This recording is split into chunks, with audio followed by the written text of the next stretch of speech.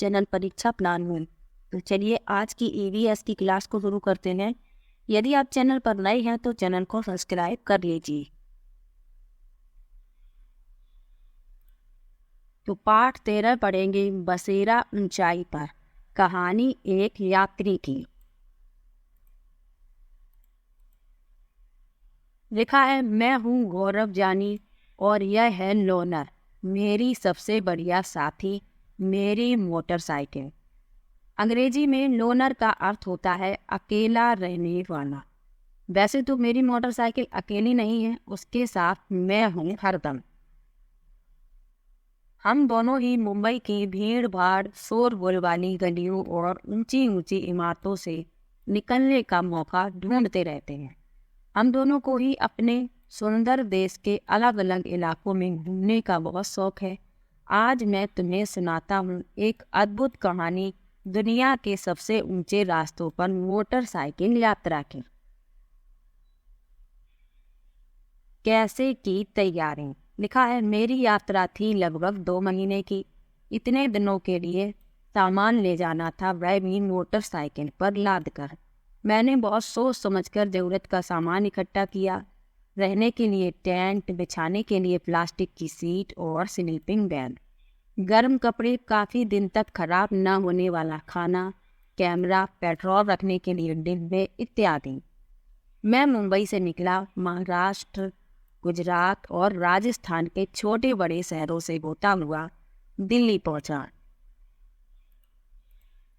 मुंबई से दिल्ली तक का 1400 किलोमीटर का रास्ता मैंने 3 दिन में तय किया। मुझे पूरी उम्मीद थी कि दिल्ली में मुझे कुछ नया देखने को मिलेगा, पर दिल्ली भी मुंबई जैसी ही लगी। इतने सालों में मैं थक चुका था एक ही तरह के शहर देखते देखते। आगे लिखा है, वही एक घर जैसे घर, सीमेंट, ईंट, कांच और स्टील के बने हुए। अब आने वाले दिनों के बारे में सोचकर मैं बहुत उत्सुक था।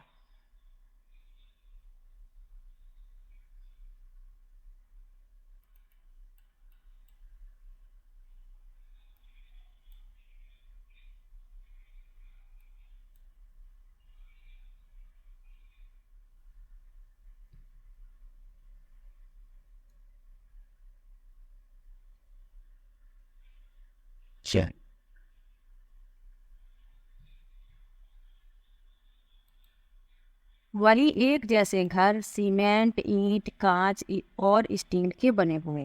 अब आने वाले दिनों के बारे में सोचकर मैं बहुत उत्सुक था।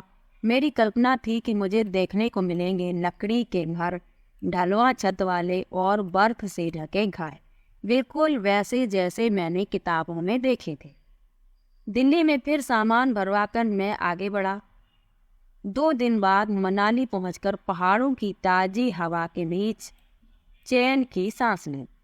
असली यात्रा तो अब शुरू होनी थी। जम्मू कश्मीर राज्य के कई मुश्किल रास्तों से होते हुए हमें लद्दाख में लेह तक जाना था।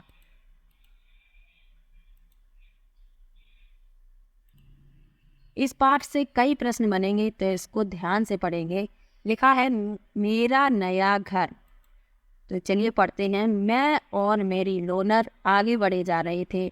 मुझे सिर्फ भरपेट खाना चाहिए था और रात की ठंड से बचने के लिए टेंट। मेरे छोटे से नायलॉन की टेंट में इतनी जगह थी कि मैं सो सकूं। रात के समय मेरी मोटरसाइकिल टेंट के बाहर पहरा देती। सुबह की ठंडी हवा और चिड़ियों की चहक से ही रोज आँख खुलती। यहाँ आप देख सकते हैं इस तरह चित्र में, ये टेंट है, ये मोटरसाइकिल खड़ी है।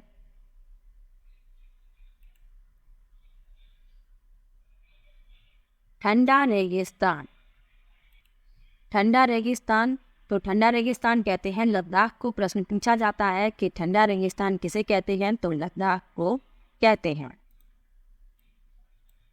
आखिरकार मैं और लोनर लेह पहुंच ही गए। अजब अनूठा था यह इलाका, सूखा, समतल और ठंडा रेगिस्तान।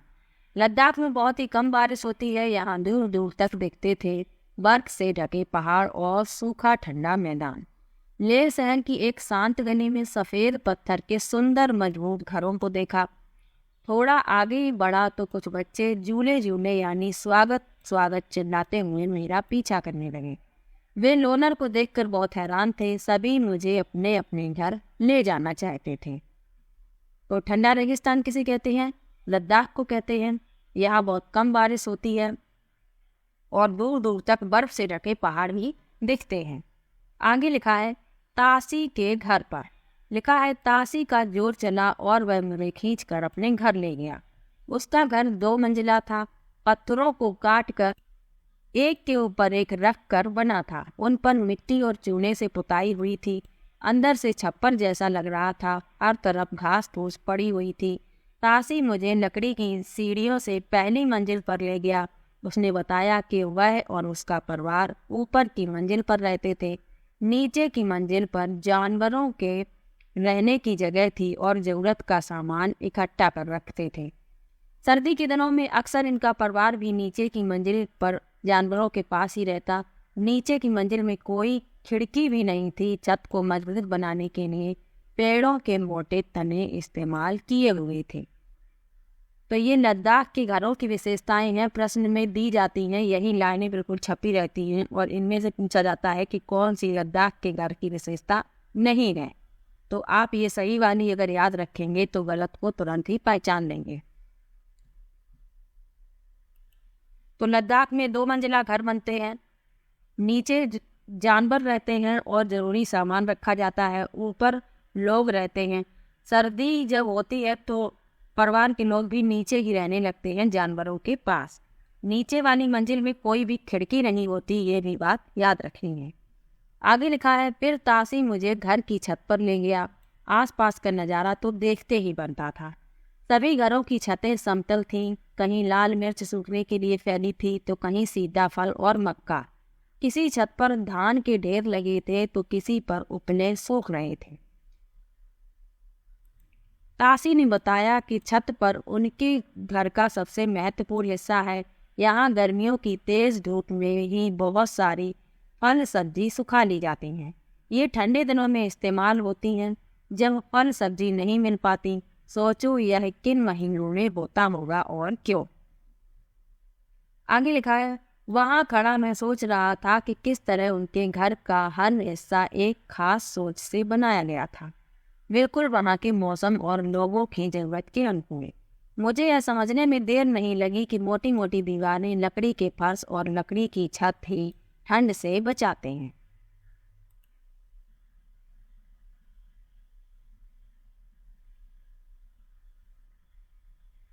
तो लद्दाख के घरों में मोटी मोटी दीवारें बनाई जाती हैं, लकड़ी के फर्श और लकड़ी की छत ठंड से बचाने के लिए। तो ये सब बातें याद रखनी हैं। आगे पढ़ते हैं। लिखा है दुनिया की चोटी पर लोगों का बसेरा। अब समय था आगे बढ़ने का। टेढ़े मेढ़े सकरे पहाड़ी रास्तों से होते हुए मैं बहुत ऊंचाई पर जा रहा था। कहीं सड़क तो कहीं बड़े बड़े पत्थर। लोनर का चलना मुश्किलों से भरा था। अब मैं चांगथांग इलाके की ओर बढ़ रहा था। लगभग 5000 मीटर की ऊंचाई पर बना यह मैदानी इलाका बिल्कुल सुनसान और पथरीला था। इतनी ऊंचाई पर सांस लेने में भी मुश्किल हो रही थी। मेरे सिर में दर्द होने लगा और बहुत कमजोरी महसूस होने लगी। फिर धीरे धीरे ऐसी हवा में सांस लेने की आदत सी पड़ गई। मैं कई दिन तक यहाँ मोटरसाइकिल पर घूमता रहा, लेकिन दूर दूर तक कोई भी दिखाई नहीं पड़ता था। ना ही कोई पेट्रोल पंप, ना मैकेनिक। सिर्फ दूर दूर तक फैला नीला आसमान और पहाड़ों के बीच बहुत से तालाब। कई रातें और कई दिन बीत गए। मैं अकेला ही बढ़ता रहा। एक दिन अचानक मेरे सामने था बड़ा सा हरा मैदान और उसमें चरती भेड़ बकरियां। थोड़ी ही दूरी पर मुझे कुछ टेंट दिखाई दिए। मैं हैरान था कि इस सुनसान इलाके में ये कौन लोग थे और क्या कर रहे थे। चांगपा। तो चलिए चांगपा के बारे में जानते हैं। लिखा है वहाँ मैं मिला नामग्याल से। उन्हीं से मुझे चांगपा के बारे में पता चला। इतने बड़े इलाके में सिर्फ 5000 लोग। चांगपा भूमंतु लोग हैं जो हमेशा एक ही जगह पर नहीं रहते। अपनी भेड़ बकरियों के झुंड को लेकर पहाड़ों में हरे मैदानों की खोज में घूमते रहते हैं। इन्हीं जानवरों से इन्हें अपनी ज़रूरत का सामान मिल जाता है। दूध, मांस, टेंट के लिए चमड़ा, स्वेटर और कोट के लिए ऊन आदि। भेड़ बकरियां ही इनकी सबसे बड़ी पूंजी हैं। जितनी भेड़ बकरियां उतना ही ऊंचा परिवार का स्तर। चांगपा खास तरह की बकरियां पालते हैं जिनके बालों से दुनिया की मशहूर पश्मीना ऊन बनती है। जितनी ठंडी और ऊंची जगह होगी, इन बकरियों के बाल भी उतने ही ज़्यादा और नरम होंगे। इसलिए चांगपा इतने मुश्किल हालात में भी इतनी ऊंचाई पर रहना पसंद करते हैं। यही है इनकी जिंदगी। तो जो चांगपा होते हैं वो जिन बकरियों को पालते हैं उन्हीं से पश्मीना ऊन बनाई जाती है। ये बात याद रखना है। आगे लिखा है, मैं मोटरसाइकिल पर तो अपना थोड़ा ही सामान लाया था, लेकिन ये लोग अपना पूरा घर और सामान घोड़ों और याक पर लाद कर घूमते हैं। जब आगे बढ़ना हो तो ये सिर्फ 2.5 घंटे में अपना डेरा समेट कर निकल पड़ते हैं। जहाँ ठहरना हो वहाँ कुछ ही देर में ये अपने टेंट गाड़ लेते हैं और तैयार हो जाता है इनका घर। आपका स्वागत है कहते हुए नाम ज्ञान मुझे बहुत बड़े तिकोने टेंट में ले गया। ये अपने टेंटों को रेवो कहते हैं। याक के बालों से बुनाई करके चांगपा पट्टियां बनाते हैं जिन्हें सिरकर जोड़ लेते हैं। ये बहुत मजबूत होती है और गर्म भी। मैंने देखा कि ये पट्टियां 9 डंडियों के सहारे जमीन से बनी थीं। टेंट लगाने से पहले जमीन में 2 फुट गहरा गड्ढा खोदते हैं, फिर गड्ढे के आसपास की ऊंची जमीन पर टेंट लगाते हैं। टेंट में घुसने पर मैंने पाया कि वह खूब ऊंचा था और मैं आराम से सीधा खड़ा हो सकता था। अपने टेंट में मैं ऐसा नहीं कर पाता। रेवो अंदर से मेरे मुंबई वाले फ्लैट के एक कमरे जितना बड़ा था। 2 लकड़ी के बड़े डंडों के सहारे खड़ा था। रेवो के बीचों बीच एक खुला छेद था जहां से चूल्हे का धुआं बाहर जा सके। नामग्याल ने बताया कि इनके टेंट का डिजाइन 1000 साल से भी पुराना था। इससे टेंट में रहने वाले चांगपा ठंड से बचे रहते हैं। ठंड भी कैसी, सर्दियों में यहाँ का तापमान 0 से कई डिग्री नीचे चला जाता है और हवा भी बहुत तेज चलती है। तो ये जो चांगपा है इनके टेंटों को रेबो कहते हैं। और ये टेंट किससे बनाए जाते हैं? याक के बालों से पट्टियां बनाई जाती हैं और उन्हीं को एक साथ सिलकर ये टेंट बनाया जाता है। और इनके टेंट का जो डिजाइन है वह 1000 साल से भी पुराना है। ये बात भी याद रखनी है। दुनिया में मशहूर पश्मीना, तो इसके बारे में भी जान लेते हैं। लिखा है, माना जाता है कि एक पश्मीना शॉल में 6 स्वेटरों के बराबर गर्मी होती है। इतनी गर्म पर मोटी बिल्कुल नहीं। यह पश्मीना बनता है पहाड़ी बकरियों की एक खास नस्ल से जो लगभग 5000 मीटर की ऊंचाई पर रह सकती है। यहाँ सर्दियों में तापमान 0 डिग्री सेंटीग्रेड से भी बहुत कम -40 डिग्री सेंटीग्रेड तक चला जाता है। इतनी सर्दी से बचने के लिए बकरियों के शरीर पर बहुत ही बारीक और नरम बाल उगाते हैं जो गर्मियों में झड़ जाते हैं। ये बाल बहुत ही पतले होते हैं, इतने पतले कि बकरी के 6 बाल मिलाकर तुम्हारे सिर के 1 बाल की मोटाई के बराबर होंगे। यानी बकरी के 6 बाल मिला दिए जाएं और मनुष्य के शरीर का 1 बाल, दोनों की मोटाई बराबर होगी। इसलिए पश्मीना शॉलों को मशीनों द्वारा नहीं बुना जा सकता। इनकी बुनाई हाथों से करने के लिए खास बुनकर होते हैं। अगर एक बुनकर 250 घंटे बुनाई करे तब जाकर एक साधारण पश्मीना शॉल तैयार होती है। इतनी मेहनत, सोचो अगर डिजाइन वाली शॉल बुननी हो तो कितने दिन लगेंगे। तो इससे प्रश्न पूछा जाता है पश्मीना शॉल के बारे में। तो ये सब महत्वपूर्ण बातें इसके बारे में याद रखनी है। आगे लिखा है, रेवो के पास ही भेड़ बकरियों को रखने के लिए जगह बनी थी। इसे चांगपा लेखा कहते हैं। लेखा की दीवारें पत्थरों और चट्टानों को एक दूसरे पर रख कर बनाते हैं। हर परिवार अपने जानवरों के झुंड पर पहचान के लिए खास निशान बनाता है। रोज सवेर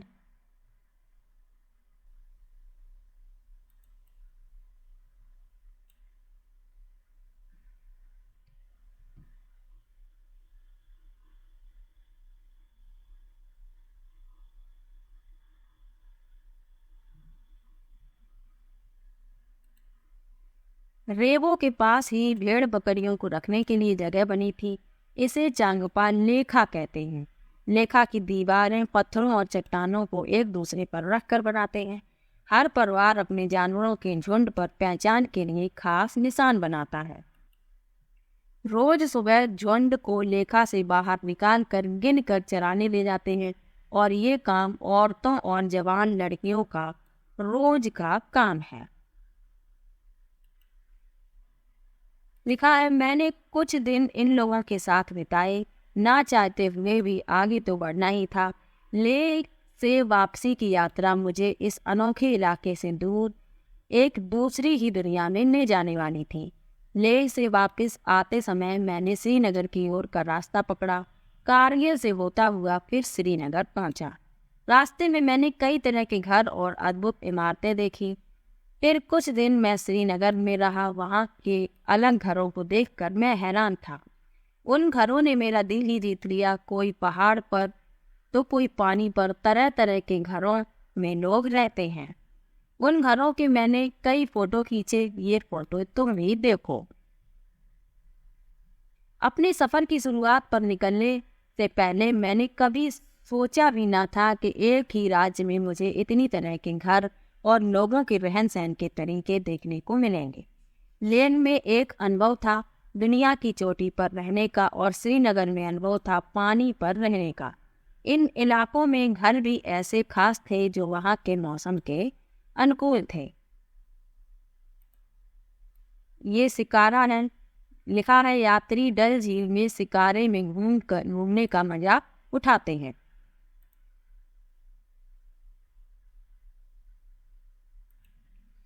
वापसी का समय। लिखा है, फिर आगे बढ़ने का समय आ गया। इस बार जम्मू शहर होते हुए जाना था। अब फिर वैसे ही घर दिखे जिन्हें देखकर मैं बड़ा हुआ हूँ।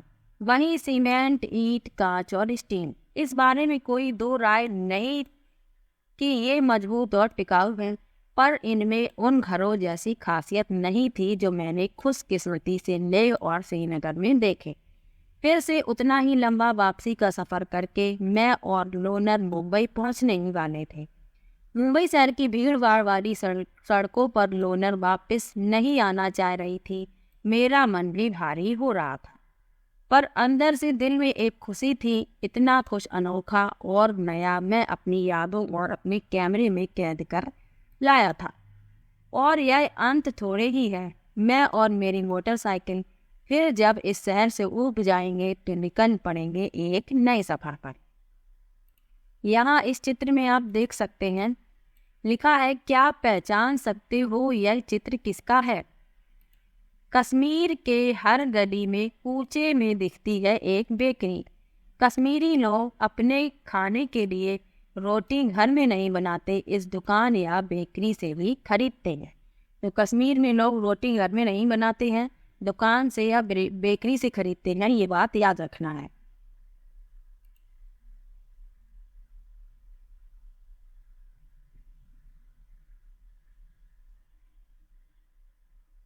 लिखा है, श्रीनगर के घर एक नज़र।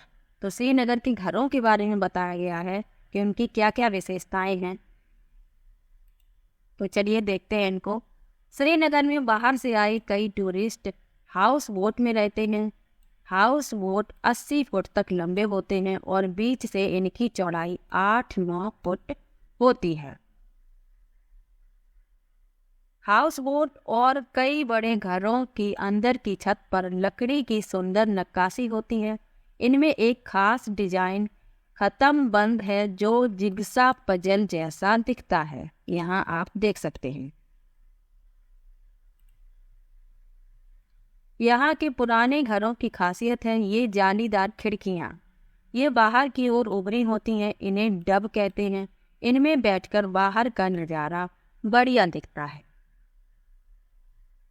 बोट की तरह बने लकड़ी के डोंगे पानी पर तैरते रहते हैं। श्रीनगर की डल लेक और झेलम नदी में इन डोंगों में कई परिवार रहते हैं। मकान की तरह इस डोंगे में भी अलग अलग कमरे होते हैं। इस चित्र में देखिए, लिखा है, पत्थरों को काटकर एक के ऊपर एक रख कर बनाए गए घर कश्मीर के गांव में दिखते हैं। पत्थरों के ऊपर मिट्टी की पुताई की जाती है और लकड़ी का भी इस्तेमाल किया जाता है। इन घरों की छत ढलुआ होती है। इस चित्र में देखिए लिखा है, यहाँ के पुराने घरों की खासियत है पत्थर, ईंट और लकड़ी को मिलाकर बनाना। घरों के दरवाजों खिड़कियों पर डिजाइनदार मेहराब बने होते हैं।